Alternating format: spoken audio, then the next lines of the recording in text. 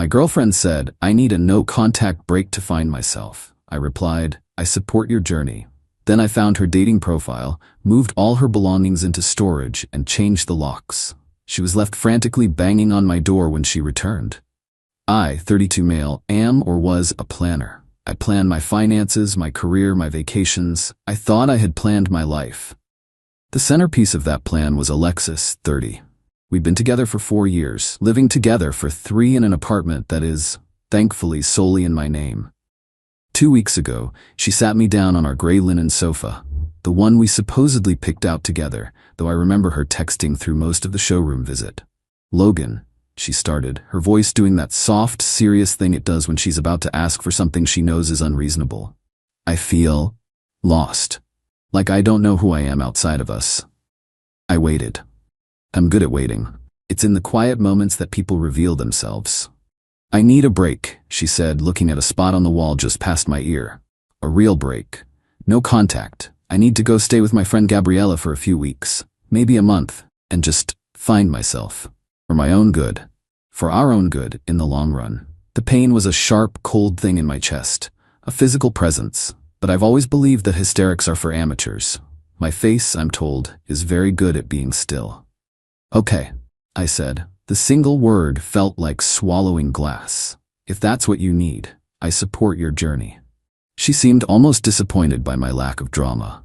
A small, confused frown flickered across her face before she replaced it with a look of solemn gratitude. She packed an overnight bag, hugged me stiffly, and promised this would all be for the best. For the first few days, the silence in the apartment was deafening. I found myself tracing the indent her body had left on her side of the bed. I'd pick up her favorite mug, the one with the chipped rim she refused to throw away, and just hold it. This was the vulnerable part.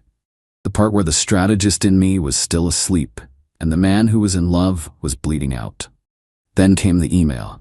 It was from our mutual friend, Randy. The subject line was just a single question mark. Inside was a screenshot. No text, just the image. It was a dating profile. Alexis's picture, taken last month on our trip to the coast, smiled out at me. The name was hers, the age was hers, and the bio was a masterpiece of fiction. Newly single and rediscovering my wild side, tired of predictable nights in and ready for some spontaneous adventures. Let's get into some trouble. Newly single, not on a break, not finding herself. She was auditioning my replacement. The hurt didn't turn into rage. It crystallized. It became cold, clear, and very, very sharp. The strategist woke up. She wanted a no-contact break. Fine. I would give her the most complete, thorough, no-contact break she could ever imagine. She needed to find herself. I would help her by removing all the little things, her belongings, her access to my home, her presence on my utility bills, that were tying her to a past she was so eager to erase. My plan wasn't born of passion. It was an exercise in logistics. Saturday, 9 a.m., I started my research. I spent an hour calling various moving companies. The first 3 couldn't possibly do a full pack and move on a Sunday with such short notice. The 4th, a larger national chain, said they could, but it would involve a hefty weekend emergency fee. I didn't hesitate. Book it, I said, the extra cost feeling like a worthy investment in my own peace of mind. Saturday, 11:30 a.m., I began documenting. I took photos of every room from every angle, capturing every single item of hers. Her clothes spilling out of the closet, her expensive lotions colonizing the bathroom counter, her half-finished novels on the nightstand. I wasn't just packing, I was creating a meticulous inventory. Evidence. Sunday, 8 a.m. to 4 p.m. The movers were incredible. 2 men, efficient and professional, entirely without judgment. They wrapped her grandmother's antique vanity in bubble wrap with more care than Alexis ever showed it. As they worked, I systematically untangled our digital and domestic lives.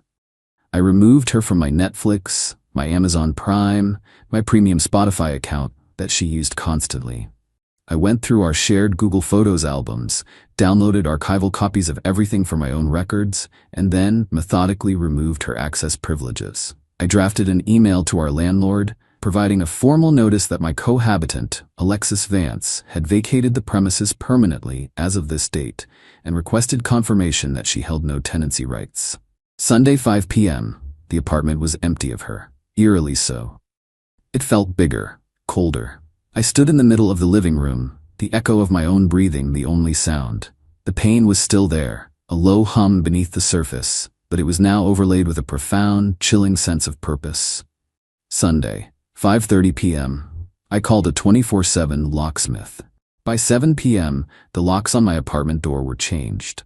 I had already confirmed with the locksmith that the new key was unique and not a master pattern for the building. My sanctuary was secure. I sat on the sofa, our sofa, my sofa, and sent her a single text message. The first and only break in her no-contact rule. Hi Alexis, I hope you are doing well on your journey of self-discovery. I've taken care of things here to give you the space you need. All of your belongings are safe. Let me know when you'd like the details for the storage unit. Then I blocked her number. Update 1. It happened on a Wednesday night. I was making dinner, listening to a podcast, something I could never do when Alexis was home because she claimed the host's voice was smug. The freedom was novel. The buzz from the lobby intercom sliced through the quiet. I glanced at the video screen. It was her. My thumb hovered over the talk button, then I decided against it. I simply pressed the door open button. There was no need for a verbal prelude. Let her walk up the 3 flights of stairs. Let her anticipation build. Let her assume, right until the last second, that everything was as she'd left it. I waited by the door, listening to the faint sounds of her approaching footsteps in the hall. Then came the sound. A key scraping uselessly against the new lock, a frustrated jiggle. A pause filled with disbelief. Bam, bam, bam. The sound wasn't frantic at first, it was indignant. The sound of someone who believes a door has a personal obligation to open for them. Logan, what the hell? Open the door. I took a breath, looked through the peephole. It was her, face a mask of thunderous confusion.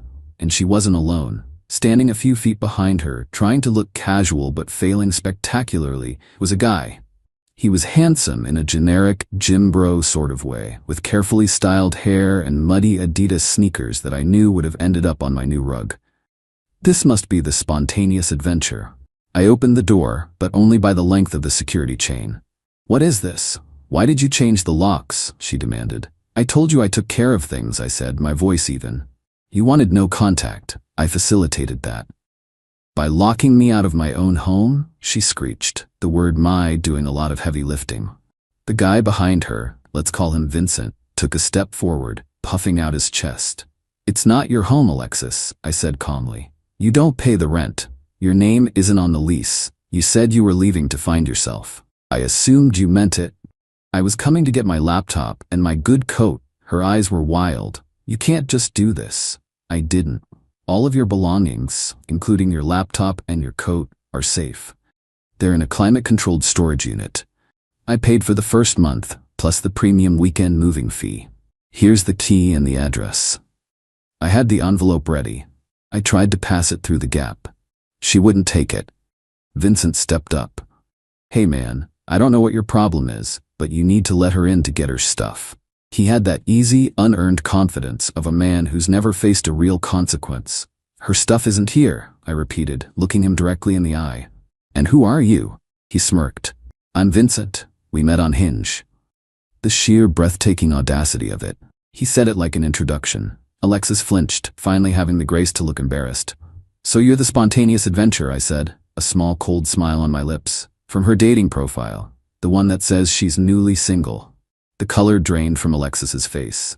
Vincent's smirk vanished. You saw that? She whispered. Randy sent it to me. I guess he thought I should know that your journey of self-discovery had a destination all along, I said. Look, I've respected your wishes. The break is now permanent. Your things are safe. My home is now private. If you don't leave my doorway, I will call the police and have you removed for trespassing. Vincent scoffed. You wouldn't. I pulled my phone from my pocket. My thumb hovered over the first digit. His bravado evaporated instantly. He grabbed Alexis's arm. Come on, let's go. This guy is psycho, he muttered, loud enough to be heard. Alexis's final parting shot was a classic. My name is still on the electricity bill, and the internet. I'm canceling everything. She finally snatched the envelope from my hand and they stormed off. I closed the door, slid the deadbolt home, and leaned against it. My heart was hammering, not from fear, from a strange, exhilarating clarity. The board was set, and she'd just told me her next move. Update 2. The first volley in Alexis's counterattack came 2 days after the disastrous doorway confrontation. I received an automated email from my internet provider. "We've received your request to terminate your service." A similar one from the electric company arrived an hour later. It was so childishly reactive that I almost laughed. This is where the methodical part pays off. Amateurs react. I was prepared. I spent the next morning on the phone. With the utility companies, I was polite, calm, and factual. "Hello, my name is Logan Carter. My former partner, Alexis Vance, who has moved out, has maliciously tried to cancel the service to my home. I am the primary account holder. I need to secure my account and have her name removed immediately." Bureaucracy loves documentation. I had it all. The email from my landlord confirming her tenancy status was null. The receipt from the storage company with the full inventory list. I offered to send them. Both companies were surprisingly helpful. They added security passwords to my accounts, formally removed her name, and flagged the account for fraudulent activity. By lunchtime, her one piece of leverage was gone. The next front was social. The phone started buzzing with texts. "Hey man, is everything okay? Alexis said you kicked her out and are holding her stuff hostage. Dude, WTF is going on? Alexis is telling people you had a psychotic break." This required a more delicate touch. I didn't engage in public drama. Instead, I crafted a single, factual narrative and sent it to each person who reached out. I even called a couple of the closer friends like Randy to walk them through it. "Hey, thanks for reaching out. It's a tough situation. Alexis told me she needed a no-contact break to find herself." I tried to be supportive, but then I was shown her dating profile where she described herself as newly single. It was clear the relationship was over for her. Since she established a no-contact rule, I respected it by having her belongings professionally moved into a storage unit. I gave her the key and address when she showed up at my door with her new boyfriend. I wish her the best, but I need to move on. I didn't need to add venom. The facts were damning enough. Her story, a hysterical tale of me going crazy, started to look thin and desperate in comparison. The tide of opinion, among those who mattered, turned quickly and quietly. The vulnerability still hit me unexpectedly. One evening, I was loading the dishwasher and found myself arranging the glasses on the top rack. I paused, realizing I was automatically leaving a gap on the right side, the spot where her ridiculously large, oddly shaped mugs used to go. The muscle memory of our shared life was still there, even after I had methodically packed away every physical trace of her. It was a hollow ache, a reminder that erasing a person from your home is much easier than erasing them from your habits. An amputation. You know you have to do it, but you still feel the ghost of the limb. That moment of weakness was interrupted by an email. It was from Alexis.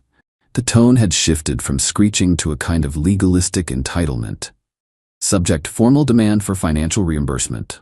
Logan, since you have illegally evicted me, I am formally requesting a payment of $4,350. This includes $2,850 for my half of the security deposit, $1,500 for my contributions to the furniture, sofa, bed frame, dining table. If I do not receive this payment within 10 business days, I will be forced to pursue legal action. Regards, Alexis Vance. I read the email twice. The sheer, glorious, unadulterated entitlement. She was threatening to take me to court over a security deposit I didn't even possess. The ignorance was breathtaking. I could have simply replied that the deposit is held by the landlord and is only returnable by them upon termination of the lease. But that would have been too simple. It would have ended the game. She wanted to escalate things with baseless legal threats? Fine. I would build a case so airtight it would suffocate her. I opened a new folder on my computer. I labeled it The Reckoning. Then, I started a spreadsheet. Final update. The past month has been a masterclass in watching someone self-destruct. My response to Alexis's financial demand was the catalyst. The spreadsheet was my masterpiece. It was a thing of beauty, cold, logical, and utterly irrefutable. Column A, item claim from Alexis. Column B, amount requested. Column C, Alexis's actual contribution with documentation notes. Column D, my counterclaim expense. I logged her demands. The $2,850 security deposit, her contribution $0. proven by my bank statement showing the wire transfer to the landlord from my account only. The $1,500 for furniture, her contribution, 0, proven by credit card statements in my name dated before she moved in. Then I started adding my own line items to column D. Emergency weekend moving service, $750 premium packing service fee, $250 emergency locksmith service, $220. First month storage unit rental, $180. Repair to hardwood floor, scratches from her vanity, which I'd had quoted, $400. Unpaid half of last month's utility bills, $85. Cost to replace my noise-canceling headphones, her cat chewed up, which she swore she'd replace, $350. The final tally was clarifying. After nullifying her baseless claims and tallying my documented expenses, she owed me $2,035. I converted the spreadsheet to a PDF. I attached scans of every receipt, every bank statement, every invoice. Then I replied to her email. Subject formal demand for financial reimbursement. Alexis, thank you for your email.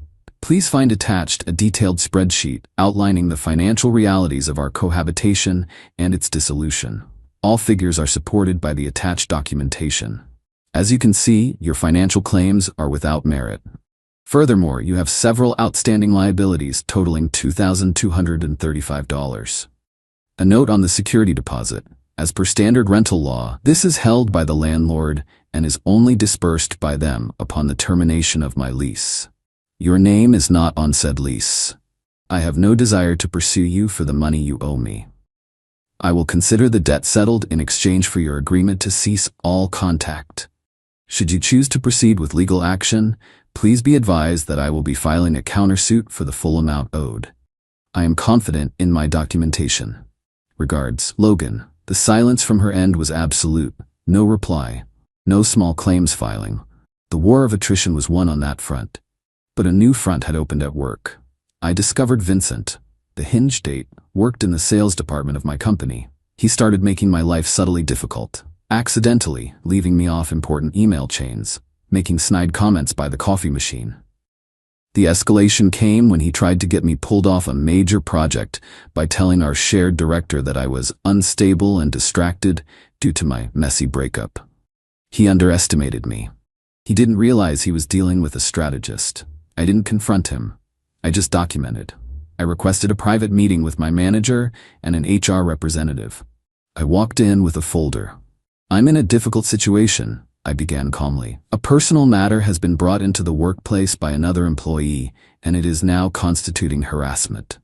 I laid it all out. The timeline of my breakup, Vincent's presence at my apartment, and the subsequent pattern of behavior at work. I presented my evidence. The email chains showing my deliberate exclusion with timestamps. A log of his comments with date, time, and witnesses.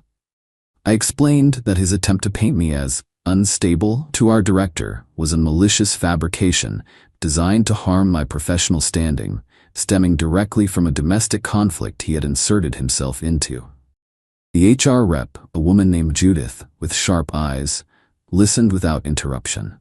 She took my folder and assured me the company had a zero-tolerance policy for harassment and would investigate fully. The investigation was swift. They interviewed the colleagues I had listed as witnesses who confirmed Vincent's comments. They pulled email server logs, which proved my exclusion from project communications was deliberate. They interviewed my manager, who vouched for my consistent high performance. Their most damning evidence, however, came from Vincent himself. When questioned by HR, he apparently became defensive and arrogant, admitting he thought I was getting what I deserved and that he was just looking out for the company. His admission that his actions were retaliatory sealed his fate. He was fired less than a week later for gross misconduct, creating a hostile work environment and retaliation. Losing his job, according to Randy, sent the whirlwind romance into a tailspin. Suddenly, the spontaneous adventure had bills to pay and no income. The burden fell entirely on Alexis. I hear they're living in a cramped apartment out in the suburbs. The kind of predictable life she was so desperate to escape. She tried one last, desperate social volley. A rambling social media post about her narcissistic, controlling ex, who threw her out and got her new partner fired. It was too late. The narrative was set. The people who knew us saw her post for what it was.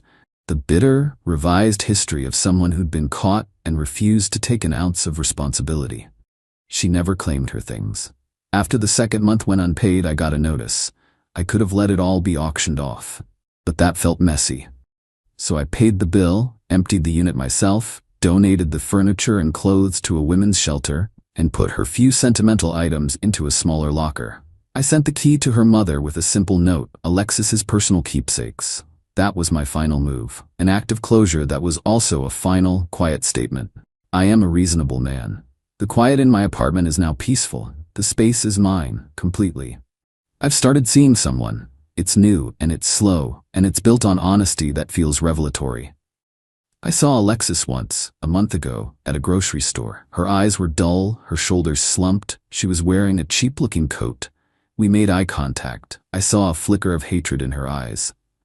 No remorse, just bitter, impotent blame. And in that moment, I felt nothing but a profound sense of relief. She didn't lose because I was a mastermind. She lost because she and Vincent were entitled, short-sighted, and dishonest. They believed they could create their own reality through sheer force of will, and they were shocked when they collided with documented truth. I didn't destroy their lives. I just held up a mirror and refused to let them look away. They did the rest themselves.